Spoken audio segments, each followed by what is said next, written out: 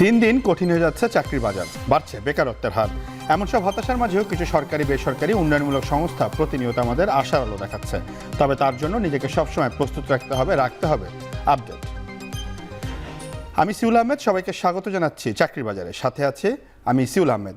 আজ আমরা দেখব এই সপ্তাহের বেশ কিছু নিয়োগ বিজ্ঞপ্তি। শুরুতে আমরা আসলে একটি সরকারি নিয়োগ বিজ্ঞপ্তি নিয়ে আলোচনা করতে চাই। বাংলাদেশ চায়না পাওয়ার কোম্পানি লিমিটেড, তারা তাদের অধীনে বাংলাদেশ চায়না প্রিপারেটরি স্কুলে অ্যাসিস্ট্যান্ট টিচার পদে জনবল নিয়োগ দিয়েছে। আমরা এই নিয়োগ বিজ্ঞপ্তির বিস্তারিত নিয়ে একটু আলোচনা করতে চাই।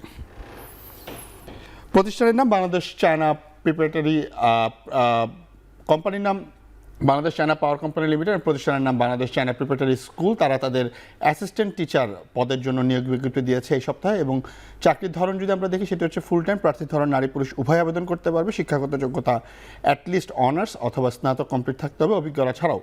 অভিজ্ঞতা ছাড়াও আবেদন করতে পারে। বেতন যদি দেখি, সেটি হচ্ছে যে 26,000 টাকা। এবং বয়স যদি দেখি, 24 মে 2025 তারিখ, সর্বোচ্চ 32 বছর হবে। এবং কর্মস্থল হচ্ছে ঢাকাতে। এবং আগ্রহীরা বাংলাদেশ চায়না পাওয়ার কোম্পানি লিমিটেডের মাধ্যমে আবেদন করতে হবে। আবেদন ফি হচ্ছে অনলাইনের মাধ্যমে 100 টাকা পাঠাতে হবে, যেটি আসলে অফেরতযোগ্য। এবং আবেদনের শেষ সময় হচ্ছে 23 জুন 2025। বেসরকারি আর্থিক লেনদেনকারী প্রতিষ্ঠান স্ট্যান্ড ব্যাংক পিএলসি, তারাও একটি নিয়োগ বিজ্ঞপ্তি দিয়েছে ট্রেনি অফিসার পদে। আমরা সেই নিয়োগ বিজ্ঞপ্তি নিয়ে একটু বিস্তারিত দেখতে চাই।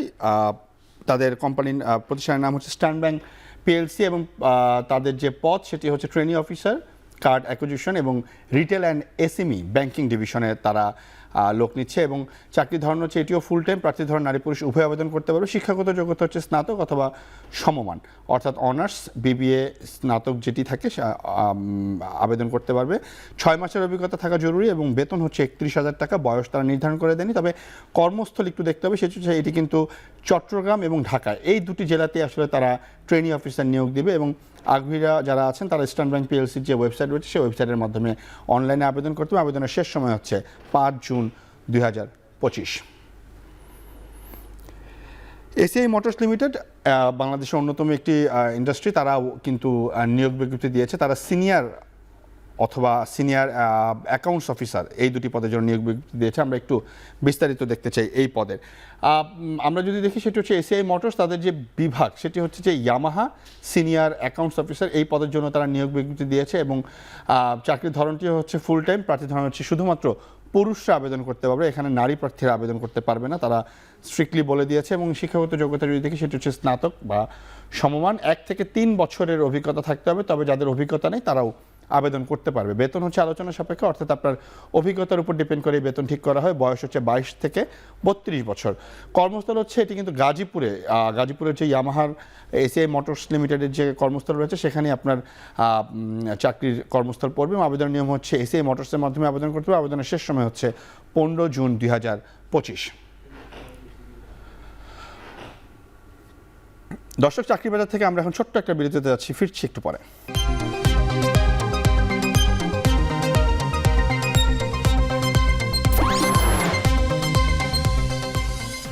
বিরতির পর ফিরে এলাম, আপনারা দেখছেন চাকরির বাজার। আমরা একটু বেসরকারি উন্নয়ন সংস্থা, এগুলো নিয়ে আলোচনা করতে চাই। আপনারা নিশ্চয়ই জানেন যে বাংলাদেশের বেসরকারি উন্নয়ন সংস্থাতে কিন্তু এই গত কয়েক সপ্তাহে প্রচুর আমরা দেখলাম যে জব মার্কেটে তাদের যে রিক্রুটমেন্ট, সেগুলো আমরা দেখতে পেয়েছি। আমরা একটু ব্যুরো বাংলাদেশ, এটি নিয়ে আলোচনা করতে চাই। ব্যুরো বাংলাদেশ তাদের সিনিয়র প্রজেক্ট অ্যাকাউন্টেন্ট পদে নিয়োগ বিজ্ঞপ্তি দিয়েছে। আমরা একটু বিস্তারিত দেখতে চাই এই ব্যুরো বাংলাদেশের নিয়োগ বিজ্ঞপ্তি কী কী চাচ্ছে। প্রতিষ্ঠানের নাম ব্যুরো বাংলাদেশ, পদের বিবরণ হচ্ছে সিভিল বিভাগে তারা লোক নিচ্ছে সিনিয়র প্রজেক্ট অ্যাকাউন্টেন্ট। এবং চাকরির ধরন যদি আমরা দেখি, সেটা চুক্তিভিত্তিক। কারণ আমরা নিশ্চয়ই জানি যে উন্নয়ন সংস্থা যেগুলো রয়েছে, তারা বেশিরভাগই চুক্তিভিত্তিক নিয়োগ দিয়ে থাকে। সেই চুক্তিভিত্তিক নিয়োগগুলো আসলে প্রতি বছর তারা রিনিউ করে। প্রার্থীর ধরন যে নারী পুরুষ উভয় আবেদন করতে পারবে। শিক্ষাগত যোগ্যতা যদি আমরা একটু দেখি, সেটি হচ্ছে স্নাতকোত্তর কমপ্লিট থাকতে হবে, অর্থাৎ মাস্টার্স কমপ্লিট থাকতে হবে হিসাব বিজ্ঞান অথবা ফাইন্যান্সের উপরে। অভিজ্ঞতা হচ্ছে 7 বছর। এটি একটি মিড রেঞ্জের একটু অভিজ্ঞতা সম্পন্ন জবের ক্রাইটেরিয়া, সুতরাং 7 বছরের অভিজ্ঞতা লাগে। বেতন হচ্ছে আলোচনা সাপেক্ষে। বয়স যদি আমরা দেখি, সেটা হচ্ছে 45 বছর পর্যন্ত যাদের আছে তারা আবেদন করতে পারবে। কর্মস্থল হচ্ছে বাংলাদেশের যে কোনো স্থানে, অর্থাৎ ব্যুরো বাংলাদেশের যেই তাদের যে প্রত্যেকটা বিভাগে যে অফিসগুলো রয়েছে, সেই বিভাগের যে কোনো একটিতে আসলে আপনার কর্মস্থল হবে। আবেদনের নিয়ম হচ্ছে BURO ব্যুরো বাংলাদেশ, তাই তাদের যে ওয়েবসাইট রয়েছে, সেই ওয়েবসাইটে গিয়ে অনলাইনের মাধ্যমে আবেদন করতে হবে। আবেদনের শেষ সময় হচ্ছে 15 জুন 2025। পৃথিবীতে আমরা জানি যে ওয়ার্ল্ড রেড ক্রিসেন্ট আছে, সেটিরই বাংলাদেশে একটি শাখা আছে, বাংলাদেশ রেড ক্রিসেন্ট সোসাইটি। তারা এবারও এই সপ্তাহে তারা নিয়োগ বিজ্ঞপ্তি দিয়েছে, সেটি হচ্ছে প্রজেক্ট ম্যানেজারের জন্য। আমরা একটু বিস্তারিত দেখতে চাই এই রেড ক্রিসেন্টের নিয়োগ বিজ্ঞপ্তির বিস্তারিত। প্রতিষ্ঠানের নাম হচ্ছে বাংলাদেশ রেড ক্রিসেন্ট সোসাইটি, পদের বিবরণ হচ্ছে প্রজেক্ট ম্যানেজার এবং চাকরির ধরন হচ্ছে চুক্তিভিত্তিক, কারণ এনজিও চাকরিগুলো চুক্তিভিত্তিক হয়ে থাকে। আমরা আগেরটা তো একই জিনিস দেখেছি, এবং প্রার্থীর ধরন হচ্ছে নারী পুরুষ উভয় আবেদন করতে পারে। শিক্ষাগত যোগ্যতা যদি আমরা একটু দেখি, সেটি হচ্ছে MBBS/MA পাবলিক হেলথের উপরে কমপ্লিট থাকতে হবে, অর্থাৎ তাদের যে প্রজেক্ট রয়েছে সেই প্রজেক্ট ম্যানেজার হিসাবে আসলে তারা পাবলিক হেলথের উপরেই MA কমপ্লিট থাকতে হবে। অভিজ্ঞতা হচ্ছে 7 বছরের অভিজ্ঞতা, এটিও মিড রেঞ্জের একটু আপার লেভেলের জব, এবং বেতন যদি আমরা দেখি সেটা হচ্ছে 75,000 টাকা বেতন, এবং বয়স হচ্ছে 45 বছর।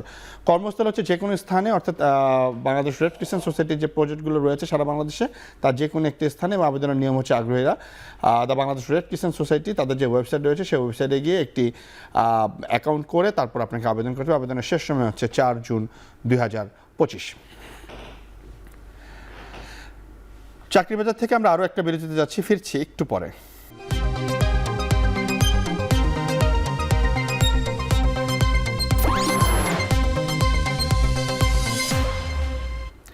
দর্শক, বিরতির পর ফিরে এলাম। আপনারা দেখছেন চাকরির বাজার।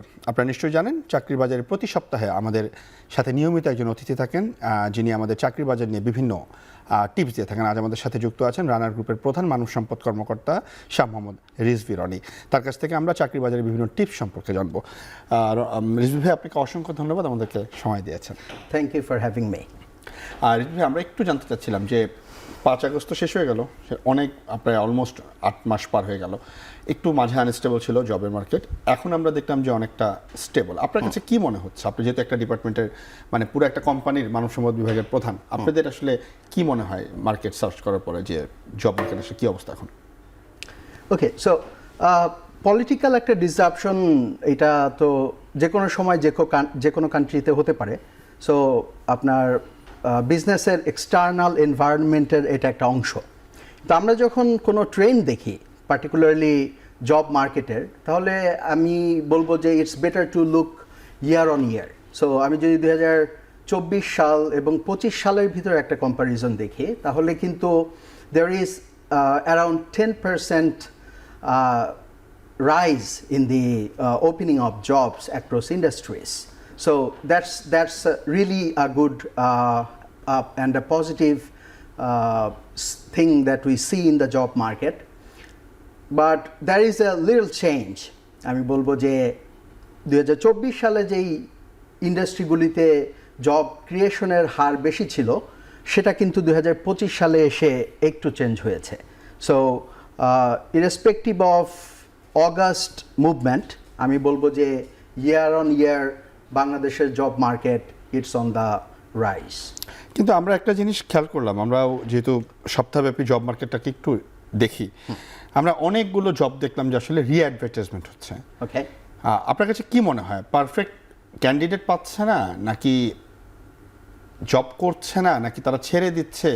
অনেক বড় বড় কর্পোরেট কোম্পানির, বিশেষ করে আমরা আপার লেভেলের জবগুলো দেখলাম, মিড রেঞ্জ খুব একটা দেখলাম না, যে প্রচুর রি-অ্যাডভার্টাইজমেন্ট হচ্ছে। এটা কেন হচ্ছে আপনার কাছে কি মনে হয়? আমার কাছে মনে হয় যে আসলে যদি আপনি মিড অ্যান্ড টপ ম্যানেজমেন্টের রি-অ্যাডভার্টাইজমেন্টগুলি দেখেন, এর ভিতরে একটা প্রধান কারণ হচ্ছে যে সিমিলার ইন্ডাস্ট্রি ব্যাকগ্রাউন্ডের লোক হয়তো বা তারা পাচ্ছে না, নাম্বার 1। নাম্বার 2 হচ্ছে হয়তো বা within the organisation talent pipeline তৈরি করার যেই মেকানিজম এইচআরে থাকার কথা, সেটা হয়তো বা নাই, যেই কারণে সে অন্য ইন্ডাস্ট্রির কাউকে এনে যে তাকে ট্রেন করে কুইকলি রেডি করবে এই রোলটার জন্য, সিনিয়র রোলের জন্য, সেই সিস্টেমটা হয়তো বা কোনো অর্গানাইজেশনে কাজ করছে না। থার্ড হচ্ছে এই যে একটা পলিটিক্যাল একটা মুভমেন্ট হলো, একটা চেঞ্জ আসলো বাংলাদেশে, অনেকেই এখন একটু অবজার্ভ করছে যে যেখানে আছে সে আসলে চেঞ্জ করার পেছনে একটু দ্বিতীয়বার থট দিচ্ছে। একটু ইকোনমিক্যাল আনস্টেবল পিরিয়ডও তো চলছে, সো আসলে সবাই তার কমফোর্ট জোন ছেড়ে আরেকটা চ্যালেঞ্জিং জবে যাওয়াটাও একটু টাফ মনে করতেছে নাকি? একটু সময় নিচ্ছে। They are looking at the overall economic and political situation before they move into another organisation, কারণ যেই অর্গানাইজেশনে কেউ কাজ করে সে ওইটার সাথে ফ্যামিলিয়ার হয়ে যায়, unless and until the person is in uncomfortable situation, people are not moving much actually. আচ্ছা রিজভী ভাই, আমরা তো আসলে কয়েকদিন প্রায় কথা বলতেছিলাম যে আসলে আমরা যখনই আমাদের কোনো গেস্ট আসে আমরা প্রশ্ন করি যে আসলে বিভিন্ন ওয়ার্কশপ হচ্ছে না ইউনিভার্সিটিগুলোতে, সিভি রাইটিংয়ের কোর্স হচ্ছে না, খুব একটা ভালো হচ্ছে না, কিংবা ছেলেপেলে আসলে খুব একটা মনোযোগী না। আমরা আপনার সাথে কথা বলছিলাম যে আসলে এআই আসলে আমাদের জব মার্কেটে কতটুকু বড় ধাক্কা দিয়ে গেল, কিংবা যারা আমরা জব করতেছি কিংবা যারা কর্পোরেটে জব করতেছে তাদের জন্য এআই আসলে কতটুকু চ্যালেঞ্জিং, এটাকে কি আমরা চ্যালেঞ্জিং হিসাবে নিব নাকি আমরা এটাকে অ্যাকসেপ্ট করবো যে খুব ভালোভাবে যে হ্যাঁ আমারও শেখার কিছু আছে এখান থেকে? আপনার কাছে কি মনে হচ্ছে? খুব চমৎকার একটা প্রশ্ন করছেন। That's a very contemporary topic and I think we should be talking more about AI. We should at least start talking. So AI is bringing a lot of opportunities. Of course, it's gonna be challenging to a few profession, but আপনি শুনবেন যে AI কি হিউম্যানকে replace করবে অথবা অনেক job কি কাট হতে যাচ্ছে ইন নিয়ার ফিউচার। আপনি যদি রিসেন্টলি ওয়ার্ল্ড ওয়াইড ট্রেন্ড দেখেন তাহলে অনেক টেক কোম্পানি কিন্তু অনেক লোককে ছাঁটাই করেছে because AI has taken over those roles. Now the question is how we can better prepare ourselves so that we don't lose job, অথবা how we thrive in the future workforce. AI আসলে মানুষকে replace করবে না। A person having AI skills will replace a person without AI skills. That's how we say it. কিন্তু আমি একটু interrupt করি, আমি রিয়েলি সরি ফর দ্যাট। আমরা দেখলাম যে আসলে আগে আপনারা যখন সিভি বাছাই করতেন এটা হাতে হাতে করতেন, এখন কিন্তু আমরা দেখি যে আপনার এআই তে সেট করা থাকে যে যেই জিনিসগুলো আপনাদের কোম্পানি প্রয়োজন, আমার মধ্যে ওই জিনিসগুলো না থাকলে আমি অটোমেটিকলি আউট হয়ে যাব। আমার রেজাল্ট কত ভালো, আমার এক্সপেরিয়েন্স কত, আমার ওয়ার্কশপের কোয়ালিফিকেশন কত, আমার কারিকুলাম ইন্টিগ্রেশন কত, এগুলো আসলে দেখার সুযোগ নাই। তো কিছুটা তো রিডিউস করেছে। এখন ধরেন যে 5000 সিভি থেকে খুব ইজিলি এআই ধরেন যে আপনাকে 2000 সিভিতে নিয়ে আসতেছে, 1000 সিভিতে আনতেছে, যেটা আগে আপনাকে হয়তো আরেকটা লোক দিয়ে দেখাইতে হতো। কিছুটা তো ধাক্কা কি দিছে? হ্যাঁ, ধরেন আমি যদি HR থেকেই একটা এক্সাম্পল দেই, যেমন আপনি বললেন যে সিভি রাইটিংয়ের ওয়ার্কশপগুলি হচ্ছে কিনা, আমাদের ক্যান্ডিডেটরা আসলে ইন্টারভিউ ফেস করার যেই স্কিল সেটা তারা পাচ্ছে কিনা ইউনিভার্সিটি থেকে। আমার মনে হয় যে আগামী কয়েকদিন পরে এই যে রিজিউমি রাইটিং স্কিলের ওয়ার্কশপ করা, রিজিউমি রাইটিং শেখা, এই জিনিসগুলি আসলে অবসলিট হয়ে যাবে। ফর এক্সাম্পল ধরেন আমার একটা পজিশনের এগেনস্টে, একটা ভ্যাকেন্সির এগেনস্টে আগে যদি 100 সিভি পড়তো বা 500 সিভি পড়তো, ইটস মানে not possible for an HR executive to look into all the 500 CVs. So সে কি করতো, ইউজুয়ালি আর্লি যারা অ্যাপ্লাই করে তাদের ভিতরে দেখা যাচ্ছে 50টা বা 40টা বা 100টা সিভি সে পার্সোনালি গো থ্রু করে ওইখান থেকে একটা শর্ট লিস্ট করছে। এই সুযোগটা কিন্তু এখন আর নাই। সো আপনি যে আগে একটাই সিভি তৈরি করতেন এবং এই একটা সিভি সব পদের জন্য, সব ইন্ডাস্ট্রির জন্য, এই জায়গাটা এখন অনেক ন্যারো হয়ে যাচ্ছে। সো আমরা বলি যে এখনো আপনি দেখবেন যে মানুষজন ইন্ডাস্ট্রিয়াল রেভলিউশন 4 নিয়ে কথা বলছে। ইটস লং গন। 2020 সাল থেকে ইন্ডাস্ট্রিয়াল 5 রেভলিউশন শুরু হয়েছে, অ্যান্ড না 2020 সাল থেকে শুরু হয়েছে already. So it's gonna be an era of super personalization. So আপনি একটা পোস্টের জন্য যদি অ্যাপ্লাই করেন, আপনার CV has to be very very personalised and tailored for that post. কারণ আমরা এখন সিভিগুলি আর হিউম্যান দিয়ে দেখাচ্ছি না, আমরা এটাকে এআইকে বলছি যে that is my job description. এই জব ডেসক্রিপশন এর অ্যাগেনস্টে আমার এই স্কিল সেটের লোক দরকার। সো এই যে 100-500 সিভি আমি পেয়েছি এই পোস্টের অ্যাগেনস্টে, ভ্যাকেন্সির অ্যাগেনস্টে, তুমি এটাকে জব ডেসক্রিপশনের অ্যাগেনস্টে, স্কিল সেটের অ্যাগেনস্টে তুমি শর্টলিস্ট করে আমাকে 20টা সিভি দাও। এআই কিন্তু আমাকে সেটা করে দিচ্ছে within few minutes.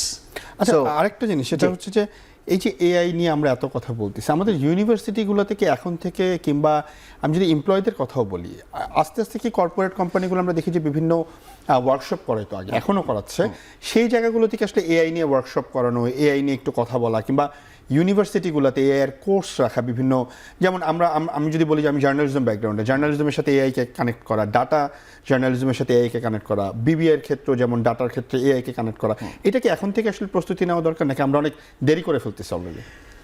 Okay, they're saying, better late than never. So আমার মনে হয়, আমি রিসেন্টলি দেখেছি যে অর্গানাইজেশনগুলি they have started talking about AI. So AI লিটারেসিটা ডেভেলপ করা within the organisation, that has become a very crucial part right now. একটা অর্গানাইজেশন এখন, একটা সময় আমরা স্কিল লোক খুঁজেছি, কিন্তু যতটুকু আমার নিজস্ব পড়াশোনা আছে এআই নিয়ে, আমি দেখেছি যে দ্য ফিউচার আপনার talent war will not be between skills, it will be between mindsets. কারণ এআই সেই স্কিলগুলি দিয়ে দিচ্ছে। আপনি এআইকে বলবেন, এআই আপনার কাজটাকে করে দিবে, কিন্তু আপনি যে বলছেন এআইকে কাজটা করে দিতে, the quality of your input, যেটাকে আমরা বলছি প্রম্পটিং অথবা prompt engineering, the better creative a person you are, the better is your prompt, the highest quality of output you will receive. So এক ক্ষেত্রে we are going back to the basic, যেমন এই prompting কিন্তু আপনাকে ইংরেজিতে দিতে হবে, so আপনাকে কমিউনিকেশন স্কিলটা লাগছে। সো এই স্কিলের থেকে বরং আমার ডিসিশন মেকিংয়ের জন্য আমার কি কি ডেটা দরকার, আমার কি কি ইনফরমেশন দরকার, সেই ইনফরমেশনটা আমি এআইকে ইউজ করে, because AI has been trend on the overall data available on the internet. So আমি কোন টুলটা ইউজ করে কোন কাজটাকে আমি ইজি করব, অটোমেট করব, এই বিষয়টা যদি আমি না জানি, তাহলে আমি ব্যক্তিগতভাবে যেভাবে আপনার ক্যারিয়ারে পিছিয়ে পড়ব, অর্গানাইজেশনগুলিও তেমনি কম্পিটিটরের কাছে হেরে যাবে। ওকে রিজয়, থ্যাঙ্কস আ লট। তার মানে আমরা বলতেই পারি যে আসলে এখন আসলে পড়াশোনার পাশাপাশি বিভিন্ন কোর্স মডেলগুলোতেও আসলে এআইকে রাখা উচিত। আপনাকে অসংখ্য ধন্যবাদ রিজয়, আমাদেরকে সময় দিয়েছেন। Thank you for having me. এতক্ষণ সাথে থাকার জন্য সবাইকে অসংখ্য ধন্যবাদ। দেখা হবে পরবর্তী সপ্তাহে। তবে আপনার কোম্পানির যে কোনো নিয়োগ বিজ্ঞপ্তি প্রচারের জন্য আমাদের সাথে যোগাযোগ করুন, এবং যারা চাকরির জন্য আবেদন করতে চাচ্ছেন তারা আমাদেরকে ইমেইলে আপনার সিভি পাঠিয়ে রাখুন। আপনার কোম্পানি বা প্রতিষ্ঠানের নিয়োগ বিজ্ঞপ্তি এবং সিভি পাঠানোর ঠিকানা চাকরিরবাজার@এখন.tv। শেষ করছি চাকরির বাজার। এখন টেলিভিশনের ওয়েবসাইট দেখতে ভিজিট করুন www.এখন.tv। এখন টেলিভিশনের ফেসবুক দেখতে ভিজিট করুন facebook.com/tv.এখন, এবং ইউটিউবে এখন টেলিভিশন দেখতে ভিজিট করুন youtube.com/c/এখন TV।